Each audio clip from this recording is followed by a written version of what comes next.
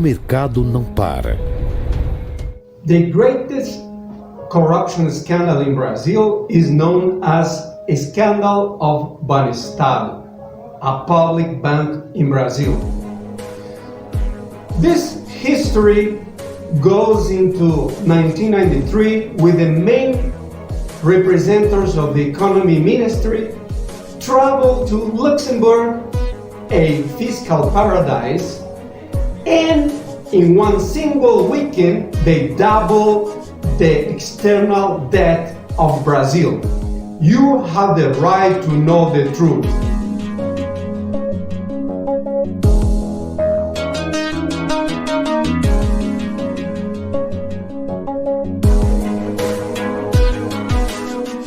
Pedro Malan, Percio Arida, and Arminio Fraga, the future leaders of the Brazil massacre imposed during the Fernando Henrique's governments, belong to the same school that had massacred the Argentine people, the Uruguayan people, and the Chilean people during the bloody dictatorship of Augusto Pinochet in a laboratory of what has been called neoliberalism.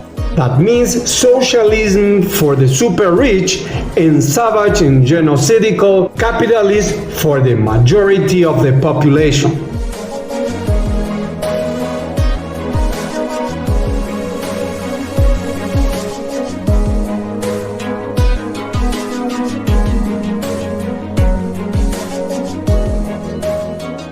In one single weekend, the external debt doubled from $65 billion to $120 billion.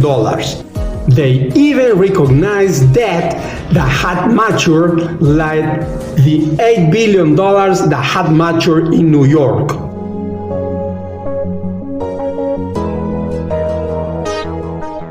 With those rotten titles, during Fernando Henrique's government, half of Brazil was handed over for literally nothing. That way, state banks, public telecommunication companies, the National Siderurgy Company, Vale do Rio Doce, and important parts of other large companies such as Petrobras, Eletrobras, and Banco of Brazil were delivered out. One of the most scandalous cases was that of Vale do Rio Doce, the largest producer of iron ore in the world.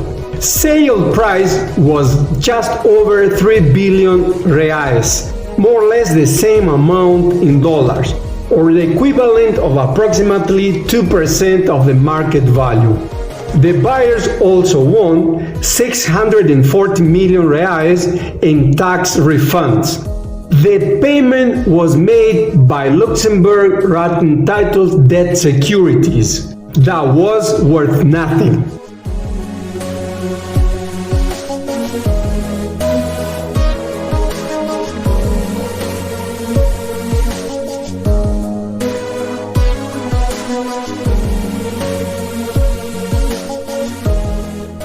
In telephony and in public banks, the Brazilian government made huge investment before handing them over to capitalist vultures for nothing.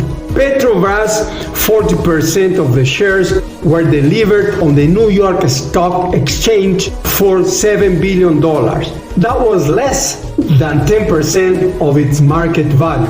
But the worst part of the deal was that Petrobras came under the jurisdiction of the United States Justice. The same thing happened to several other public companies. Consequences of that are paid now by the Brazilian people.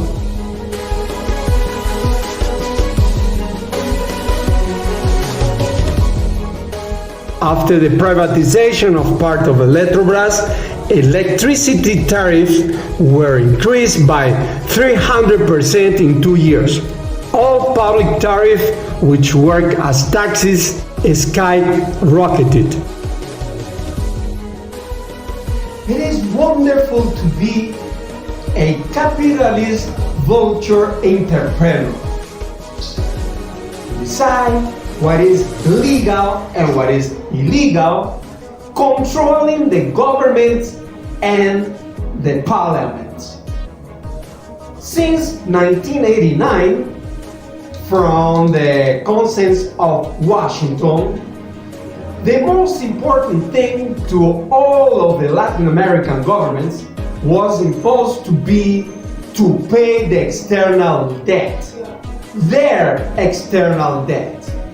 And when there is a big crisis, the government cannot pay for anything else besides paying for the external debt.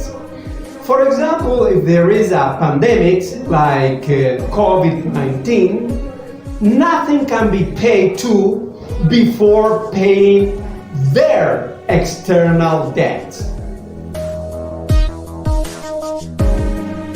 There is a myth that privatized companies would provide a better service. It may even be considered that the scrap to privatization policies applies extensively. The social cost of having given out half of Brazil is huge. With those resources, the whole Brazilian population could have earned 30 minimum monthly wages for 500 years. All major national and foreign companies, politicians, high judges, television presenters participated in the corruption scheme and received large fees for that.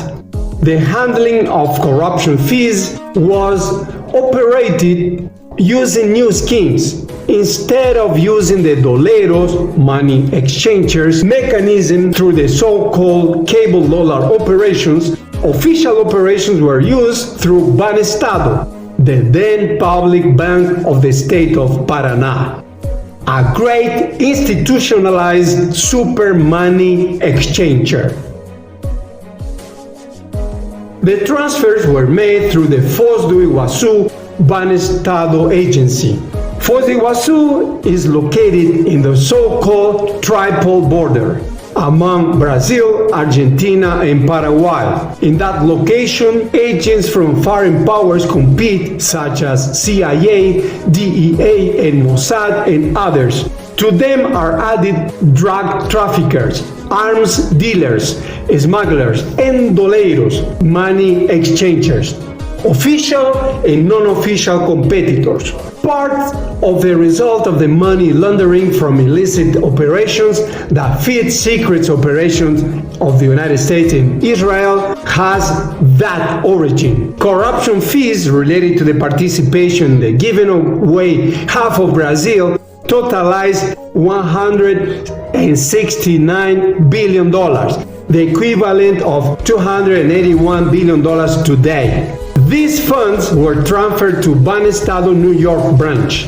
From there, the money was transferred to big banks, mainly big North American banks, that moved those resources mainly to tax havens. From those places, they returned to Brazil as foreign investment. A big official money laundering carried out with the complicity of the American banks that intimidated the operation and the Treasury Department. From that time on, everyone that participated became their hostage. Corruption became anything that was against the interests of the United States, and everything that would benefit the United States would be legal. A super mega international dolero.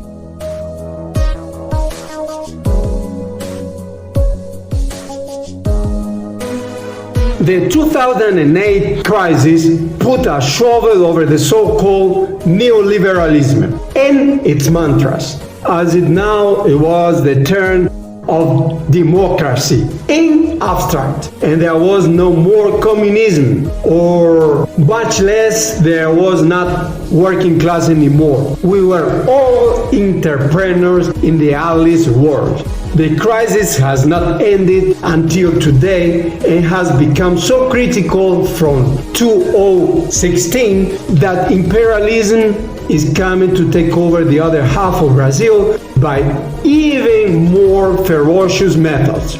It is the Banestado 3.0 where traditional doleros, money exchangers, are replaced by the Colombian model of the narco-paramilitary state with very reactionary laws inspired by the Patriot Act of the government of George Bush Jr. in the United States, added to the Chilean paradise of the super rich and the Haiti for the poor.